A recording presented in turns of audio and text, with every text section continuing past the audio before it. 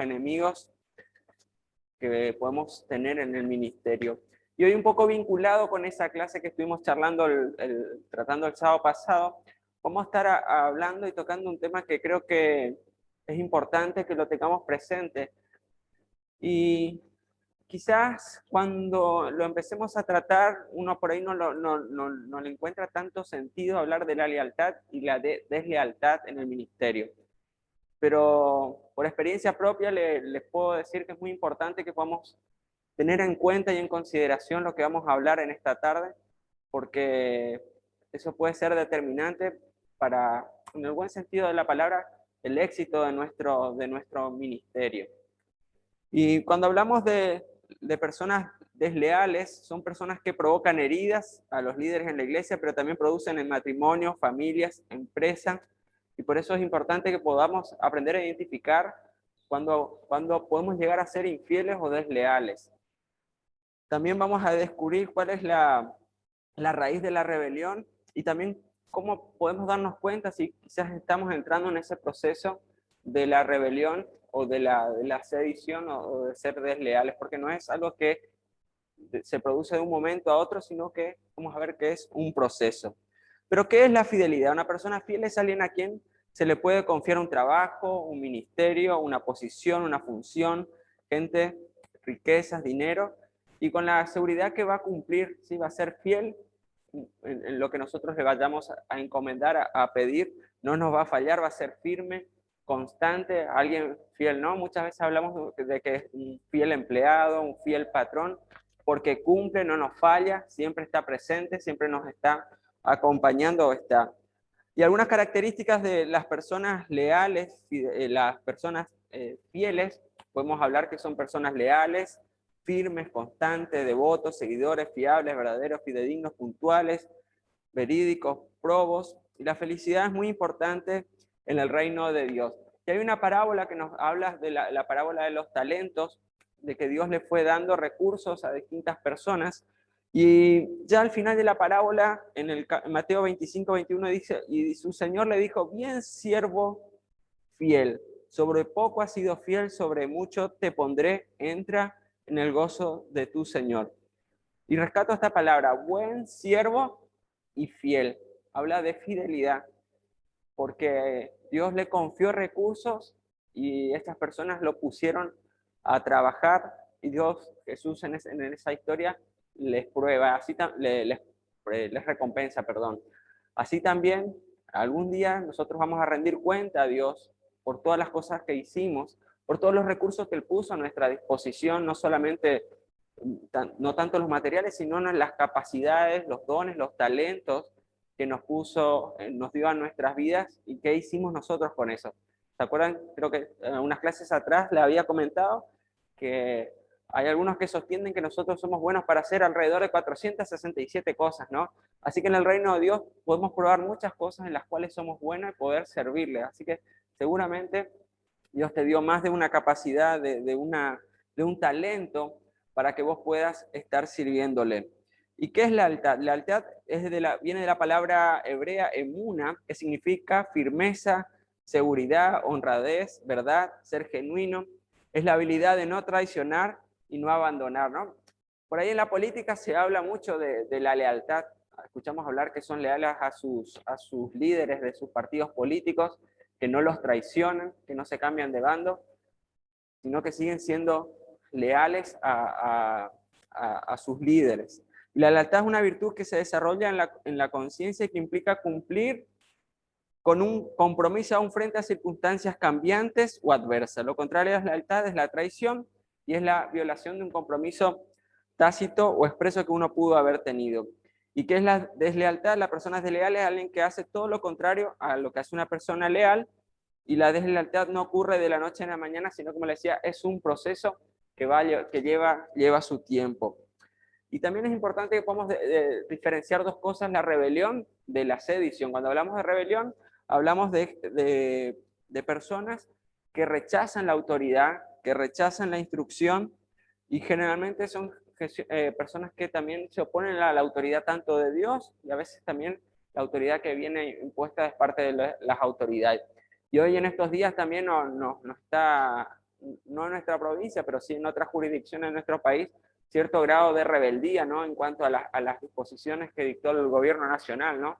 Que hay gente que no está de acuerdo y se va produciendo una cierta rebeldía. Y cuando hablamos de sedición, hablamos más que ya no es solamente desobediencia a las autoridades, sino que es un pueblo, un grupo que se levanta en contra de aquellos que están en el liderazgo o en la autoridad con el objetivo de desterrarlos, de sacarlos de esa posición.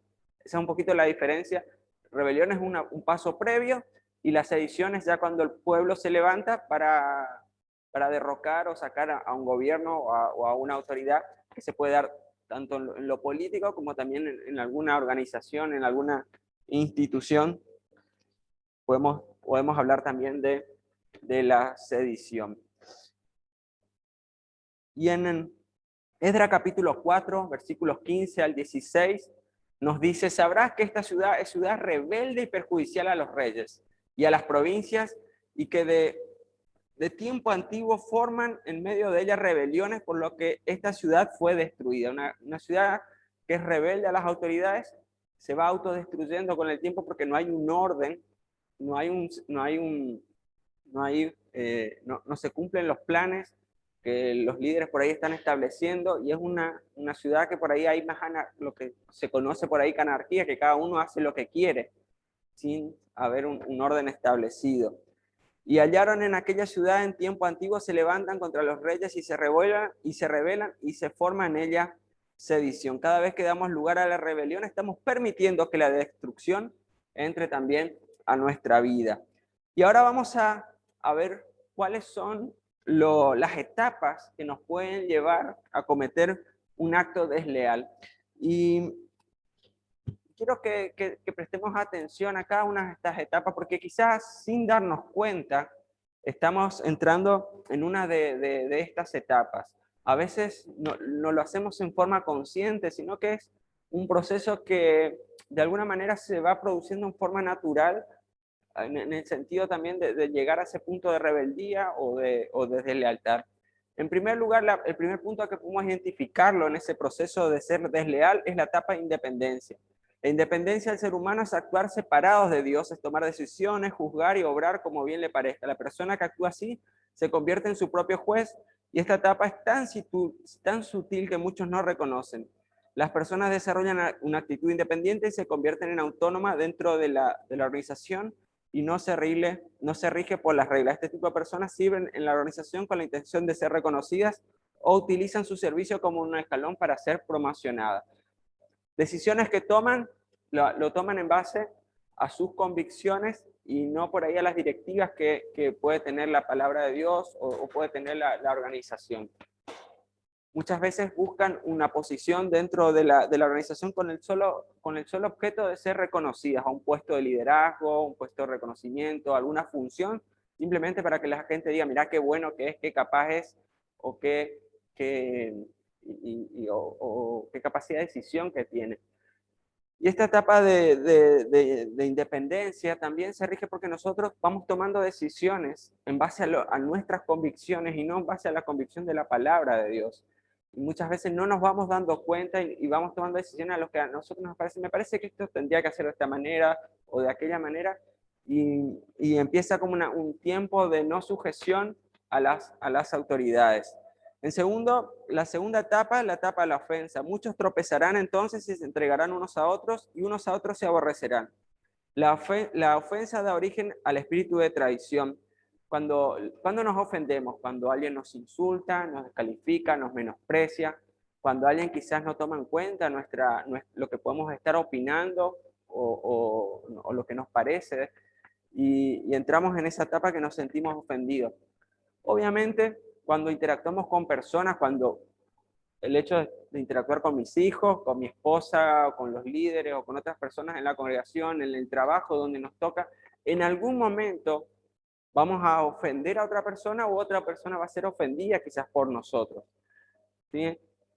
Y entonces hay que tener en cuenta, dentro del cuerpo de Cristo, que el cuerpo de Cristo no es un lugar donde están todos los santos perfectos, inmaculados, sino que estamos todos en un proceso de santificación, en un proceso también de que Dios vaya moldeando nuestro carácter, nuestra manera de hablar y de hacer, seguramente vamos a sufrir ofensas, pero tenemos que tener la suficiente madurez espiritual para que en el caso que alguien nos ofenda, nosotros poder ir a enfrentar a esa persona, pedirle perdón, decirle, mira, lo que me dijiste me lastimó, lo que me dijiste me hirió, me parece que a mí me lastimó. Quizás lo que te haya dicho la otra persona puede tener algo de razón en lo que te dijo, pero muchas veces nos lastiman, a veces queriendo y a veces sin querer, pero nosotros tenemos que tener la madurez de pedir perdón y liberar perdón, porque el perdón es muy poderoso también.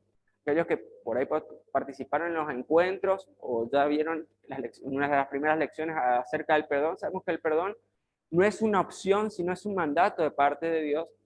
Y por eso es importante que más que nada en esta etapa de la ofensa nosotros podamos tener esa capacidad de perdonar a las personas. Como decíamos, perdón no es decirle a la otra persona que tiene la razón, sino es liberarnos de esa carga de la ofensa que nos pudieron haber hecho. No siempre es fácil.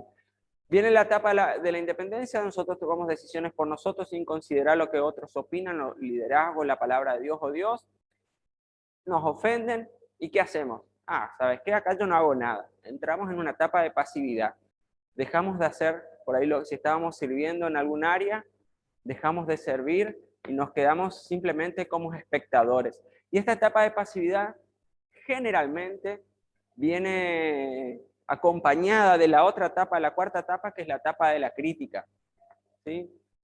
La etapa de la crítica es magnificar las cosas, las faltas de los demás, los errores, vemos cosas que quizás no están bien hechas, no nos parecen bien, y hacemos de una hormiga un elefante, de un pequeño problema cosas grandes, y empezamos a magnificar las cosas, empezamos a menospreciar las decisiones o las cosas que se hacen dentro de la iglesia, en las prédicas, la alabanza, el orden, el liderazgo, el edificio. Vemos todas las cosas malas, empezamos a ver todos los errores y no vemos por ahí dónde podemos estar aportando. Simplemente, mira, la alabanza es muy larga, el sonido está muy fuerte, el pastor predica mucho, el pastor dice que va a terminar, predica media hora más, y empezamos a encontrar, o a nuestro líder de grupo pequeño, le empezamos a ver, siempre vemos los defectos. ¿Por qué? Porque ya estamos avanzados en este proceso de la deslealtad. Y fíjense ahí en el material, en Números 12:1 dice: María y Aarón hablaron contra Moisés a causa de la mujer emita que había tomado, porque él había tomado una mujer cusita. Aarón y María eran los coequiper de Moisés.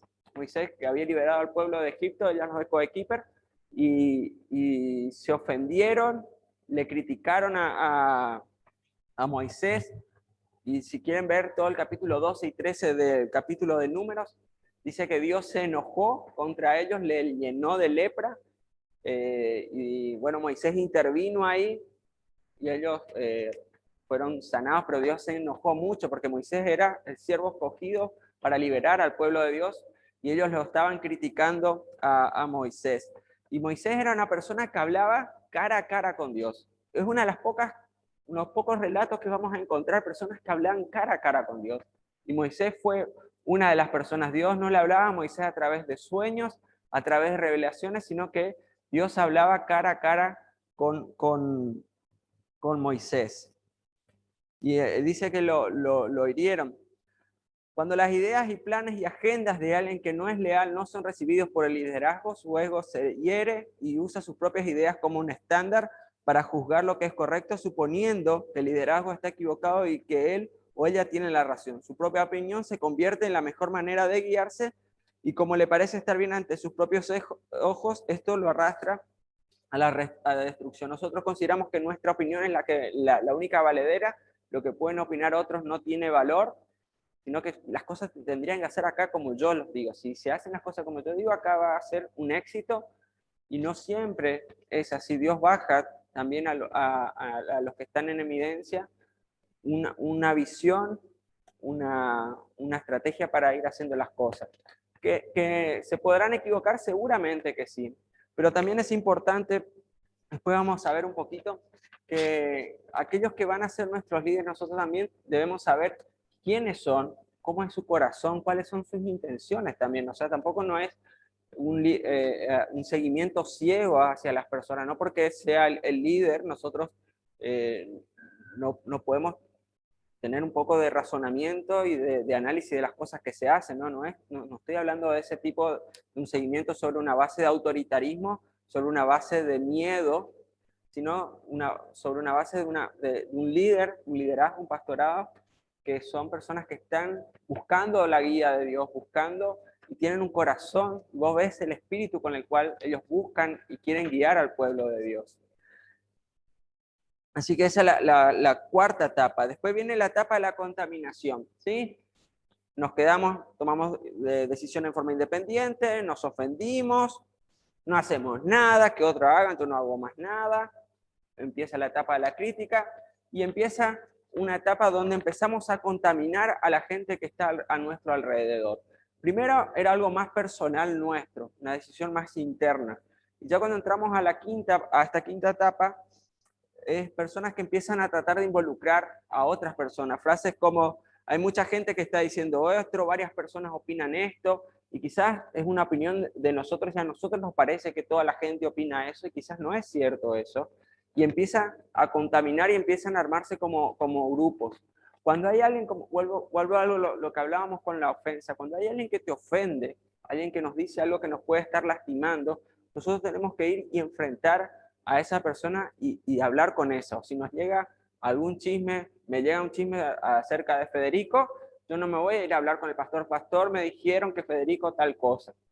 ¿Sí? Yo voy a ir a hablar con Federico y voy a encararlo. ¿Se acuerdan que hace no sé si estuvieron 2 o 3 sábados, un domingo predicó Jorge Lenger y habló de una murmuración que habían tenido con él? Ellos tienen un ahijado y le habían dicho que era un hijo extramatrimonial de él.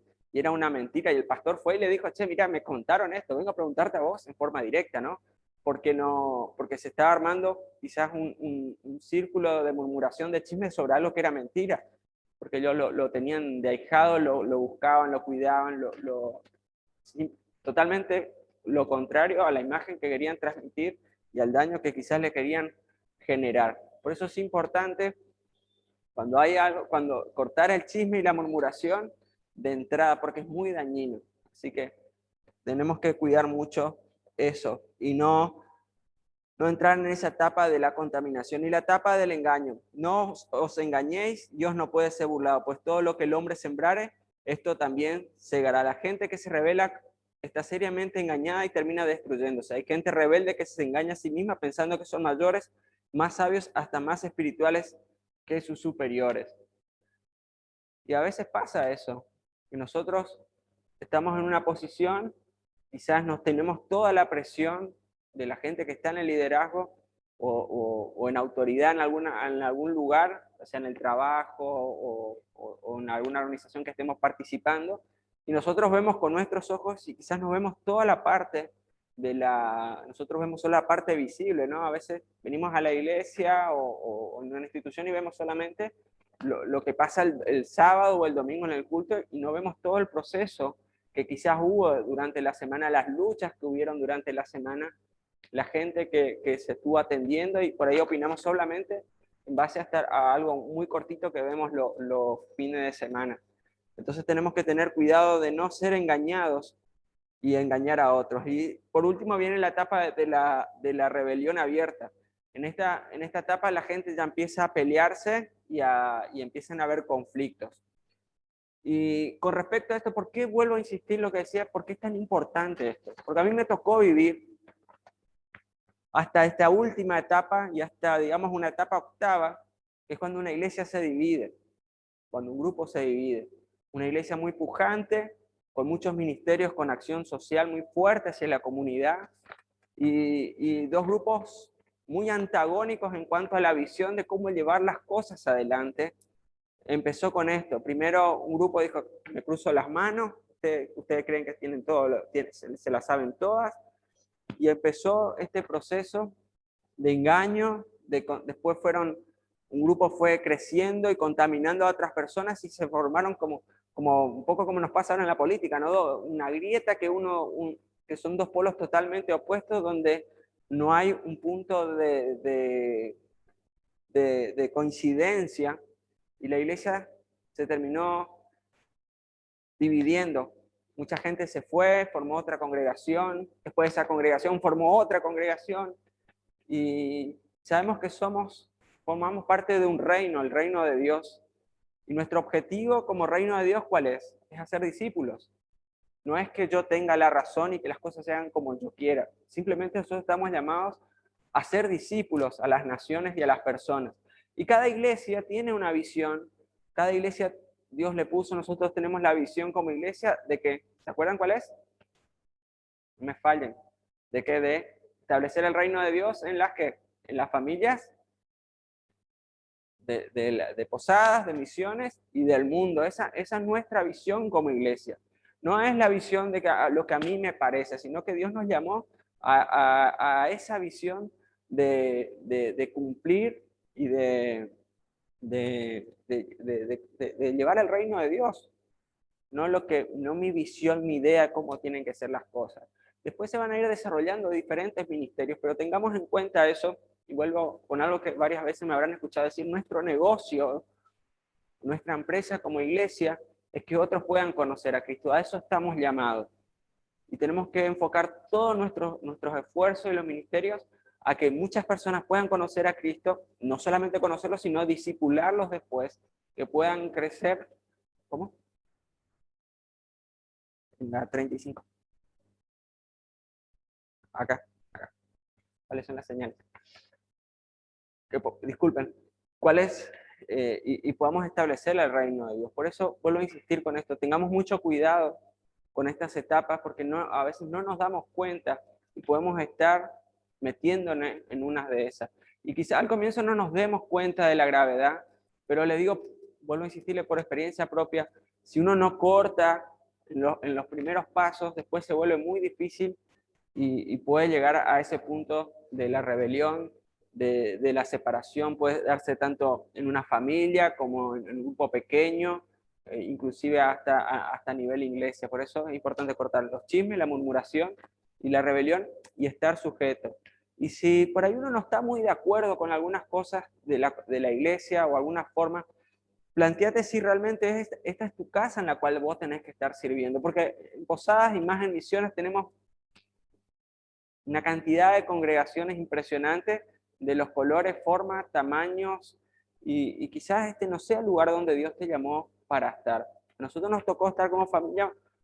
En mi tiempo, cuando estaba en el interior, estaba en una iglesia. Después, cuando vine a estudiar, me fui congregando, volvía todos los fines de semana a casi siempre a mi iglesia, y después nos empezamos a congregar en una iglesia acá. Estuvimos casi 3 años orando a Dios para que Dios nos guiara dónde teníamos que estar siguiendo, porque en ese lugar no es que enseñaban mala doctrina, ni que la forma estaba mal, simplemente nosotros sentíamos que ese no era nuestro lugar para servir. Inclusive hoy mantenemos una relación de amistad y con el pastor de esa iglesia, un afecto muy grande le tenemos a ellos, pero Dios nos indicó que ese no era el lugar donde nosotros teníamos que estar sirviendo. Así que hay que saber bien dónde vas a poner toda tu fuerza y toda tu confianza. ¿Y cuáles son las señales que identifican a una persona desleal o traicionera o traidora? En primer lugar, exige recompensa o reconocimiento y promoción por el servicio que ha prestado a su manera y a su tiempo. Cuando nosotros estamos sirviendo, siempre estamos esperando, aunque no lo digamos abiertamente, que alguien te diga: bien hecho, qué capo que sos, ¿cómo hiciste eso? ¿Cómo Dios te está usando? Y nos hace bien que nos digan eso. Pero si nosotros estamos sirviendo y esperando eso y nadie viene y te lo dice, tenés que estar contento porque vos estás cumpliendo la voluntad de Dios. Y eso nos va a pasar muchas veces en el ministerio, quizás en tu grupo pequeño donde te toca estar, o en tu grupo de oración o con a quien estés mentoreando. Te va a pasar que no te va a valorar, o quizás le estás poniendo toda la gana, el esfuerzo, y al final nadie valora, nadie ve lo que yo hago. Y recuerden que dice la palabra de Dios que si nosotros le damos un vaso de agua a un pequeño, nosotros vamos a tener recompensa en el reino de Dios. Después tiene una agenda o visión personal, ¿sí? Exigen recompensa a su manera y a su tiempo. Tiene una agenda personal o visión personal. Y si en lo ajeno no fuiste fiel, ¿quién os lo que es vuestro. Lucas 16:12. Si alguien anhela cumplir su visión personal de inmediato, no puede integrarse a la iglesia con el propósito de imponer su visión al líder o a pastor. Dios da una visión personal a cada individuo, pero no para cumplirla como o donde quiera. Esa persona debe someter su visión personal bajo la visión corporal de la iglesia y servir allí a Dios. Quizás Dios te dio un ministerio, te dio un llamado a algo específico. Puede ser las misiones, puede ser el pastorado, pero quizás este sea el tiempo de preparación y después va a venir el tiempo donde vas a poder desarrollar ese ministerio. Busca el espacio donde poder ir creciendo y formándote. Quizás el tiempo al ministerial es un proceso de formación, de poder darnos cuenta dónde nos toca estar, dónde Dios nos quiere poner para el servicio, y no tratemos de imponer lo que Dios me dio. Para mí la enseñanza es lo más importante. Yo creo que toda la iglesia tendría que estar participando de todos los seminarios y que el foco principal sea la enseñanza, ¿sí? A mí Dios me dio esa visión de la enseñanza, entonces la iglesia no puede estar enfocada toda en la enseñanza. Hay otros ministerios, pero no porque esa sea mi visión, quiere decir que no venga de parte de Dios y que todos tengan que hacer lo que yo pienso que Dios me habló a mí. O la gente que está en acción social, o la gente que está en intercesión. No toda la gente puede hacer intercesión, o no todas las personas de la iglesia pueden hacer acción social. ¿Es ministerio venido de parte de Dios? Sí. ¿Es un llamado de parte de Dios? Sí. Pero por eso la iglesia como cuerpo tiene muchos miembros y cada uno tiene su ministerio, pero no atrás de tu ministerio toda la iglesia tiene que correr. Hay personas por ahí que tienen la visión de evangelismo y piensan que toda la iglesia tiene que estar atrás de evangelismo. Entonces, si la gente no va atrás de esa visión y se llama evangelismo, como que la iglesia está rebelde, que no ve, porque quiere imponer su llamado a toda la congregación, y eso no está bien. Si Dios te dio ese llamado, seguramente te va a sumar gente en el ministerio que te toque estar. Pero tengamos cuidado de no querer imponer nuestra visión personal. Resiste a la autoridad o al gobierno puesto por Dios.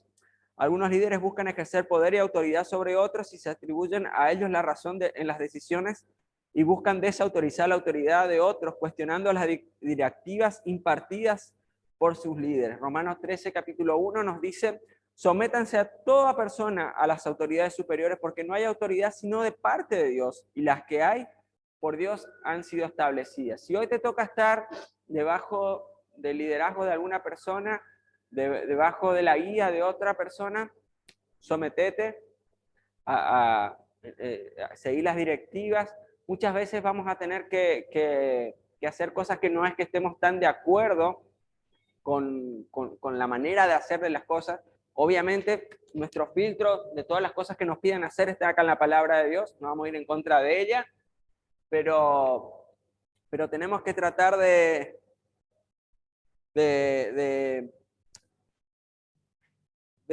acompañar y apoyar en las distintas decisiones que toman los líderes. Saca un poquito la puerta, Fred, ¿dónde está? O decirle que bajen el volumen. Resisten el gobierno o la autoridad puesta. Se ausentan cuando la iglesia vive tiempos difíciles.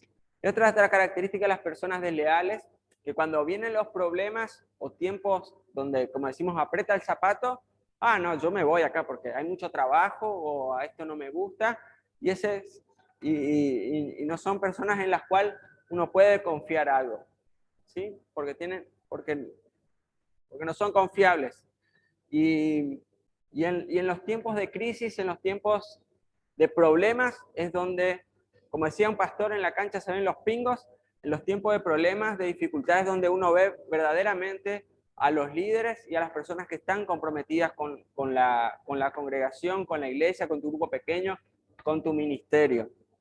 Abandonan el servicio cuando hay problemas personales, roban los diezmos y las ofrendas. Y acá quiero decirte algo con respecto al robo, que por ahí suena una palabra fuerte. No quiere decir que uno va y saca plata del alfolío de las ofrendas de la iglesia y se las lleva, sino que muchas veces vos sabés de parte de Dios que tenés que sembrar algo o dónde poner tus recursos y no lo haces. La no obediencia es desobediencia. ¿Sí? Cuando yo le mando a mi hijo a bañar, si no se va a bañar, él no está haciendo nada, pero me está desobedeciendo. Cuando Dios me manda a hacer algo y no lo hago, le estoy desobedeciendo. Cuando Dios nos pide hacer algo y nosotros retardamos en obedecerle, también es desobediencia. Y quizás con las ofrendas, con los diezmos, también mucha gente dice, no, yo no estoy de acuerdo con lo que opina el pastor, voy a poner mis recursos en otro lugar, y deja de apoyar el lugar donde se está congregando. Tengamos cuidado también con eso, porque esa es casi la última etapa también. Gente que dice, yo a la iglesia no ofrendo, no apoyo, pero allá un misionero que está metido, no sé, en la otra punta del mundo, le mando mis recursos. Y acá donde estoy participando, no lo hago. Se cree indispensable e insustituible en el equipo, ¿sí? Piensa que él es, como decimos, la última Coca-Cola del desierto, que si él no está, las cosas no van a funcionar. También, otra característica de la persona desleal o traidora, tiene problemas en sus finanzas o matrimonio en forma continua, no tiene estabilidad, tiene conflictos, tiene más amor al mundo y a su sistema. Muchos cristianos son seducidos por el poder, deseos y comodidades y placeres que el mundo le ofrece, y prefiere vivir de manera mundana antes que sujetarse a la palabra de Dios. En Romanos capítulo 12, verso 2 nos dice algo muy importante. Dice, no os conforméis a este siglo, sino transformaos por medio de la renovación de vuestro entendimiento para que comprobéis cuál sea la buena voluntad de Dios, agradable y perfecta. Tenemos que tener nuestra mente guiada por la palabra de Dios, por el Espíritu Santo. Se cree igual o mayor que el pastor principal. Está en la 36. Se cree igual o mayor que el pastor principal de la iglesia. Este individuo se cree más ungido, más sabio. Y muchas veces esas personas que generan conflictos, que son desleales, piensan que son más espirituales que en la iglesia. Me ha pasado que vos estás hablando con alguien y te habla como si vos fueras lo más carnal que hay en el mundo y él es lo más espiritual, poco más que está cuando come con los ángeles al mediodía, y te hace sentir mal. Y después vos ves los frutos y hay cosas que no te van cerrando, como que no hay un espíritu extraño en esa persona. No digo que sea siempre, pero creo que cuando alguien ama realmente a Dios, cuando alguien realmente tiene su vida consagrada a Dios, y vos te pones a hablar con esa persona en el primer lugar que te va a transferir, que va a ser amor, va a transferirte también, o te va a hacer sentir bien, ¿no? ¿Por qué los niños se acercaban a Jesús? Porque le brindaba confianza. Se venían y se sentaban en su regazo, lo querían tocar porque veían cierto grado de acercamiento a Jesús, y esa confianza. Si la gente no se nos acerca a nosotros porque somos, entre comillas, muy espirituales, hay algo que no está bien en nuestra vida. Tenemos que evaluarlo. Pero yo creo que las personas que realmente aman a Dios, que tienen al Espíritu Santo, las personas van a tratar de acercarse porque se dan cuenta que algo diferente hay en nuestra vida. Y otro aspecto también, su liderazgo no ha sido aprobado en el tiempo. Personas que son desleales o traidoras, quizás no haya sido la primera vez y andan, como decía el pastor Castillo, nunca me olvido, en una clase dice que son con los cristianos conejos, que van saltando de un lugar a otro, ¿sí? Y nunca establecen raíces, nunca establecen un ministerio a través del tiempo, sino que van a un lugar, se pelean, se van a otro lugar, y nunca establecen vínculos en ningún lugar, porque las cosas no se hacen como ellos quieren, como ellos piensan que tienen que hacer. Y si Dios te dio realmente una visión clara de cómo tienen que hacerse las cosas, poné tu iglesia. Y si esa persona realmente la tiene tan clara de parte de Dios, debería tener su propia congregación, con su propio ministerio, y no tratar de ir adaptando las distintas congregaciones donde Dios puso su visión a su manera, a su criterio de hacer las cosas. Por eso, su liderazgo no ha sido probado en el tiempo. Es personas que normalmente en las prédicas no anotan ni toman en consideración lo que se predica, lo que se enseña. No están dispuestos a hacer ningún esfuerzo físico. No, yo soy el ungido de Dios, entonces la silla es muy terrenal, así que no la voy a acomodar. Y como hay que servicios que no son tan espirituales, entonces no lo hacen. Y por último, también siempre están ausentes en servicios importantes o en tiempos de capacitación o en algo que la iglesia hace, siempre están ausentes, siempre tienen alguna otra cosa más importante para hacer. ¿Y cuáles son los principios que nos pueden protegernos de la deslealtad? ¿Sí? La lealtad demanda una convicción completa. Debemos estar convencidos de corazón lo que hacemos, comprometernos con la iglesia o ministerio y requiere una convicción completa.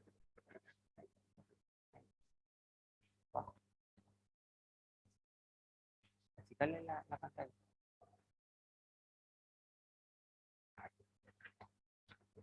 Sí, debemos estar comprometidos con la iglesia y usted debe estar seguro que el líder a quien decide ser leal sea un hombre o mujer de Dios. Vuelvo con algo con un concepto que les había dicho anteriormente.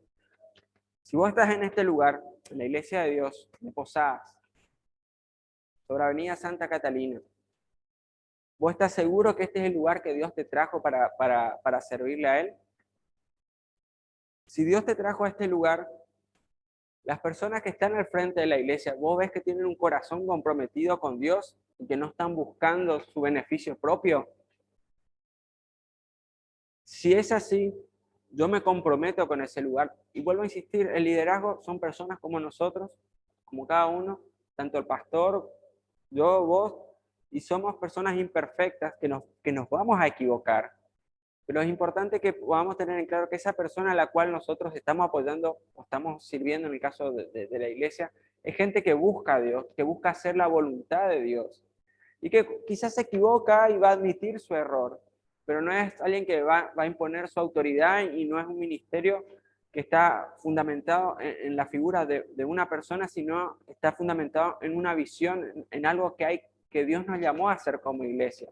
Y a mí me encanta de la iglesia de Dios es que hay tantos ministerios y gente al frente de los distintos ministerios y se va incorporando gente y si no está un pastor está otro y si no está Antonio está Sergio, si no está Sergio hay otros que están compartiendo la palabra y la iglesia sigue funcionando y no dependemos de una persona física para que las cosas funcionen. Y eso creo que es algo muy sano como iglesia, porque eso nos da la pauta que nuestro pastor principal es el Espíritu Santo y hay un grupo de hermanos a quien Dios está levantando también para el servicio. Y hermanos que se van levantando en distintos lugares, a mí me alegra mucho, por ejemplo, que ahora se haya abierto a 4, ¿sí? Tenemos Candelaria, Virasoro y otros lugares y ministerios que se están abriendo, grupos pequeños que se han estado abriendo. Y eso nos habla de una iglesia que está en movimiento, una iglesia que está también en sujeción en primer lugar a la visión que Dios puso y hay un grupo de gente que está comprometida con esa visión. Y tenemos que ser leal a nuestra máxima autoridad que es Dios, es el nuestro principal. Una persona leal no oculta información importante al líder, al pastor. Si vos te enterás de algo o si sabemos de algo que puede afectar, no estoy hablando de chisme, ¿no? Sino que algo que puede afectar el funcionamiento de la iglesia o de tu grupo pequeño, o te enteras de alguien que está pasando una necesidad, no debemos ocultar esa información, sino compartirla con aquella persona con la cual nosotros estamos en autoridad o aquellas que nos está pastoreando. Es importante que vamos a identificar a las personas que son desleales, que son traicioneras, y no con el ámbito de acusarlas, sino que realmente, o sea, que lo que digo es, si yo no voy a sumar, el que no suma, resta. O el que no suma, obstaculiza. O sea, si hay alguien que vos ves que las cosas hacen que no vayan para adelante, que no suma, quizás este no sea el lugar donde ella tenga que estar sirviendo, quizás tenga que desarrollar su ministerio en otro lugar. Pero si este es el lugar que Dios te puso para servir, pone toda tu fuerza, todas tus ganas, toda tu oración, tus recursos para poder cumplir ese propósito con el cual Dios te ha llamado. Es mejor trabajar solo con personas predispuestas. ¿A cuántos nos ha tocado trabajar con personas que no tienen ganas, que hacen las cosas sin ganas? No solamente por ahí en el ámbito laboral, y a veces es preferible que la persona no haga porque te hace mal y tenés que volver a hacer el trabajo. A mí me pasó varias veces en mi trabajo que vos le das algo y te miran así con la cara y ven, cargan los datos, y después cuando te pones a revisar hicieron un desastre, tenés que volver a hacer todo de vuelta, doble trabajo porque tenés que borrar lo que hicieron y empezar a hacer de vuelta. Y a veces las personas que no están dispuestas es preferible, sabes que no hagas, no te ocupes de eso, porque terminan siendo un obstáculo. Y es importante que podamos enseñar acerca de la deslealtad y cuál es ese proceso para que nosotros en primer lugar podamos tomar conciencia de que quizás nosotros estamos en ese proceso. Como te decía, no es algo consciente que lo hacemos, sino que va de a poquito construyéndose hasta que un momento uno llega quizás a ese punto de murmuración, de rebeldía, y empieza a comentar con otros cosas que no nos agradan, no nos parecen bien.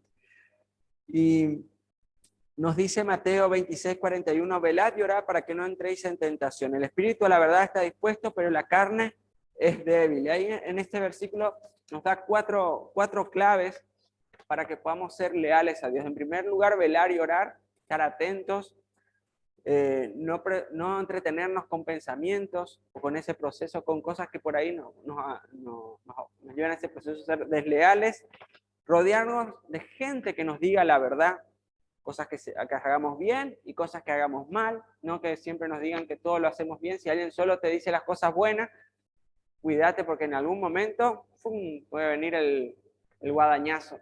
Siempre te adulan, que vos sos muy lindo, todo bien, y no te marcan las cosas que te equivocás. Y pedirle gracia a Dios, al Espíritu Santo, para ser leales, porque nuestra carne es débil. ¿Y cuál fue el final de un traidor? El primer traidor más visible que podemos ver es quien, Satanás, que fue arrojado del cielo junto a una tres cuartas partes de los ángeles, y fue está condenado a muerte, al infierno eterno. Judas, y a mí ese caso de Judas me intriga mucho. Jesús estuvo conviviendo, quizás no nos dice con exactitud la palabra de Dios, yo no tengo esa convicción de que quizás cuando Jesús tuvo que escoger a los 12 discípulos, Dios le dijo, escoge a Judas, que ese va a ser el que te va a traicionar. Y no sé si habrá sido así o no, pero Jesús convivió con aquella persona que lo iba a traicionar. Y a veces la gente que nos va a traicionar en nuestro ministerio o en el área de servicio, que nos va a lastimar, no es la gente que está más lejos o está afuera, sino gente a veces de nuestro círculo más interno. Y Judas fue por avaricia, por codicia, podemos encontrarlo, pero fue el que traicionó a Jesús y lo entregó a ser condenado después finalmente a la muerte, ¿no? Podremos interpretar todo, pero Jesús convivió con alguien que le traicionó y a sabiendas, ¿no? Y el final de Judas, ¿cuál fue? ¿Saben? Sé que tiró las monedas de plata que le habían dado y después fue y se ahorcó. Y al final de los que traicionan, muchas veces si no se arrepienten, si no revén su camino, no tienen un buen final. Tanto como Satanás, como en el caso de Judas, que son por ahí ejemplos más extremos, pero cuando entramos en esa rebeldía, en esa traición, podemos terminar no bien. Y para ir cerrando, ahí en el material después van a encontrar lo que le llamo un anexo, porque me podrán decir, a ver, está todo bien, o sea, vos me hablas de que me tengo que sujetar a mis líderes, me hablas de que, o sea, no puedo opinar ni puedo objetar nada de lo que se hace, sino que tengo que tener una obediencia ciega.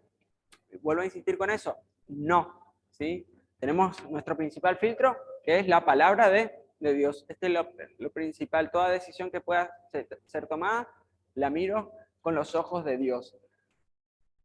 Pero me gustó mucho un material que encontré sobre dos tipos de críticas que podemos hacer. Una es una crítica constructiva y otra una crítica destructiva. Cuando hablamos de una crítica, hablamos de de tratar de identificar aquellas cosas que se hacen bien y que se hacen mal. Cuando buscamos una crítica constructiva, vamos a enfocarnos en los procesos, en las herramientas, en los objetivos y en proponer soluciones. O sea, ver problemas muchas veces es fácil. Abajo, la siguiente, la 38. Ver problemas muchas veces es fácil, pero proponer soluciones no. Es fácil ver problemas, pero es difícil dar soluciones. Y es necesario conocer los procesos, cómo las cosas se tienen que hacer para por ahí poder opinar. De afuera es a veces muy fácil opinar sobre ciertas cosas, pero cuando uno está involucrado en el día a día, uno ve muchas cosas que están involucradas en ese servicio, en ese trabajo, en esa tarea. No me estoy refiriendo solamente en el ámbito de la iglesia, pero si vos no conocés con qué herramientas se maneja la persona, es muy fácil opinar desde afuera. Y como criterio general, la crítica constructiva debe estar basada en una observación objetiva de un equipo o individuo, y si ese proceso se desvió de algún proceso estándar que haya o algo que se estableció. Y la motivación debe ser para dar una opinión que sea para el bien común o para la prevención de problemas potenciales. Si lo que vas a decir no edifica, no lo digas. Si lo que vas a aportar no va a ser constructivo, no va a edificar, mejor no hablemos. Y no nos enfocamos en las personas, en el defecto de las personas, sino en los procesos, en las cosas que te están haciendo mal, y proponer. La crítica se debe dar a conocer al equipo mismo o al individuo, en donde se detecta el área o la oportunidad. Yo no puedo decir, el grupo de alabanza no me gusta, bla, bla, bla, bla, bla, qué sé yo, ¿no? Y voy a hablar vienen a hablar, voy a hablar con el maestro de la escuela de niños, porque no tiene incidencia, no tiene sentido. Si hay algo que no me gusta del grupo de alabanza, me voy a acercar al que es el referente del grupo de alabanza, le voy a decir, mira, ¿por qué esto o aquello? Y quizás él me da una explicación lógica, o quizás él diga, la verdad que no me di cuenta de eso. ¿Sí? Pero va a ser siempre con el ánimo de que sea algo constructivo, algo que aporte, algo que edifique al cuerpo de Cristo. Utilizar la crítica constructiva puede tener efectos muy positivos en el equipo de trabajo y beneficiará no solamente a las personas, sino a toda la organización, bueno, en nuestro caso, en el caso de la iglesia. Y es una opinión muy mía, ¿sí? No es ni de la iglesia ni del material, pero si yo no estoy dispuesto a aportar algo o a involucrarme en la solución de algo, es preferible, yo prefiero a veces callarme y no opinar, ¿sí? Porque es muy fácil hablar, pero a veces involucrarse es difícil. Es una opinión mía, ¿sí? Y la crítica destructiva generalmente, ¿a quién va apuntado? A la persona. Vos sos un tonto por lo que hiciste. Y quizás lo que tendrías que haberle dicho, mira, hiciste una tontería o lo que hiciste estuvo mal, y no vamos a atacar a la identidad de la persona o a la persona en sí, sino al acto que hizo. Y esto por ahí es muy sutil, pero muchas veces no nos damos cuenta y atacamos a las personas cuando criticamos y no a los procesos o a las cosas que hicieron mal. Es muy fácil decir, arrepiéntete de lo que has hecho, que quizás decirle, mira, podrías aprender de tu error. Decirle, mira, hiciste, Fede, está mal lo que hiciste, re mal, sos un tonto. ¿Sí? Que decirle, te equivocaste, a ver cómo podemos hacer para revertir esta equivocación, algo que lo hiciste bien. Seguimos más abajo, Federico. Más abajo. Y la crítica negativa se centra en el pasado, mientras que la crítica positiva se centra en el futuro. Muchas veces recibimos crítica de lo que se hizo antes, del pasado, simplemente para condenar o culpar a las personas y no con el ánimo de poder aportar algo que pueda ser positivo para el futuro. Por eso es muy bueno cuando uno termina alguna actividad, algún evento o algo, podernos tomar un tiempo para evaluar qué cosas hicieron bien, qué cosas hicieron mal, en qué cosas podemos mejorar, y eso nos va a ayudar para cada vez hacer las cosas con mayor excelencia en cualquier área de nuestra vida.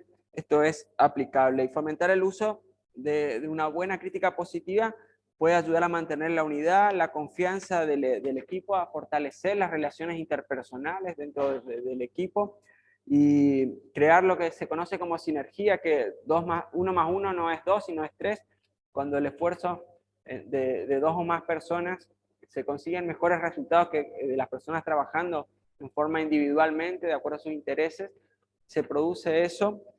Y reconocer las cualidades y lo que cada individuo o cada persona puede aportar al grupo. Y cerrando ya, porque ya estamos en horario, ¿sí? Tengamos en cuenta esto de la lealtad y deslealtad, no solamente para la iglesia, sino en el ámbito que nos toca movernos.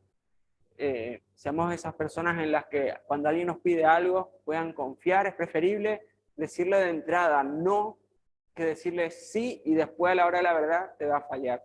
No, nos tocó como matrimonio muchas veces estar al frente de un ministerio, vos le mandabas la agenda con las fechas con 1 o 2 meses de anticipación, le llamabas durante la semana, che, vas a poder estar el sábado con tal actividad, con tal tarea. Sí, sí, sí, sí. Y el culto empezaba a las 8 y a las 6:30, 7 de la tarde, mira, no voy a ir. Y vos tenías que preparar la clase, los materiales y todas las cosas que realmente uno la tiene preparada, pero te cambia toda la planificación. Y si te pasa una vez, uno puede entender que es un acto, una cuestión de fuerza mayor. Pero cuando vos escuchabas las excusas, te agarrabas la cabeza y decías, no podés. Si ya sabías hace 2 semanas que ibas a tener un viaje, un cumpleaños o algo, habrías dicho que no y nos organizábamos de una manera, no hay problema. Pero muchas veces te dan excusas que vos te agarrabas la cabeza y realmente vos ves que son, y no es una, son 2 veces, y son personas que uno no puede confiar. Cuando uno se compromete con algo, tiene que cumplirlo. Y si no va a poder cumplirlo, tratar de buscar algún reemplazo, alguna manera, porque la verdad que a veces se vuelve tedioso. Se vuelve tedioso y difícil el trabajo también, y más cuando no puedes confiar en las personas. Así que bueno, yo sé que en el ministerial eso no pasa. Todos los que estamos acá somos personas confiables, somos personas leales, que nos comprometemos, que sabemos decir también no cuando no podemos, que sabemos decir que no es el tiempo quizás. El no y el sí es muy importante. El decir a veces no a algo también habla de nuestra madurez, pero muchas veces también tenemos que animarnos al servicio a Dios. Dios va a ser el que nos respalda. Y simplemente para cerrar, yo siempre me acuerdo estábamos acá en una de las primeras lugares donde nos reunimos sobre las paredes, la iglesia, y Donald compartía mi nueva vida en Cristo. La iglesia era bien pequeñita y yo, como me gustaba la enseñanza, quería saber cómo él daba, poder compartir, y estuve en las primeras clases hasta que un buen sábado Donald me dijo, che, estoy del otro lado del puente, no voy a llegar, da vos la clase. Y bueno, a partir de ese sábado después ya no, parece que no apareció más, me dejó ahí al frente, ¿no? Y a veces es necesario que nos empujan un poco para que nos demos cuenta que es Dios el que nos capacita, Dios el que nos prepara, es Dios el que nos llama al ministerio y es Dios el que nos va a respaldar también al ministerio. No es en nuestra fuerza, no es en nuestra capacidad, en lo que yo sea, por lo que yo o intelectualmente sea, sino que es el Espíritu Santo a través de nosotros el que va a hacer la obra. Padre, en el nombre de Jesús queremos darte gracias porque tuya es la gloria, la honra y el honor. Y en esta tarde, Señor, yo quiero agradecerte por cada uno de mis hermanos, Señor, que yo sé que tu Espíritu Santo estuvo hablando a su corazón, nos ayudaste también a identificar en áreas que quizás estamos empezando a ser desleales, a no serte fieles, Señor. Y queremos pedirte, Espíritu Santo, que tú nos guíes, que tú nos acompañes, y que podamos realmente crecer a la estatura y a la plenitud de Cristo, que podamos ser gente confiable. Cuando lleguemos hasta tu presencia, tú puedas decirnos, buen siervo y fiel, sobre poco fuiste fiel, sobre mucho te pondré. Que vos puedas confiarnos más cosas, Señor, nuevos ministerios, nuevos dones, talentos, Señor, para extender tu reino. Queremos ser hijos conformes a tu voluntad, conforme a tu propósito, y cumplir el ministerio, el propósito con el cual tú nos has llamado, Señor, a servirte en esta iglesia. Y si quizás alguno de nosotros, Señor, este no es el lugar al cual tú nos has llamado, también Espíritu Santo trae convicción para que podamos estar en el lugar y en el tiempo en el cual tú nos has preparado y nos has llamado. Señor, yo te doy toda la gloria, toda la honra y todo el honor en el nombre de Jesús. Amén y amén. Y quiero agradecerles a todos por haber venido.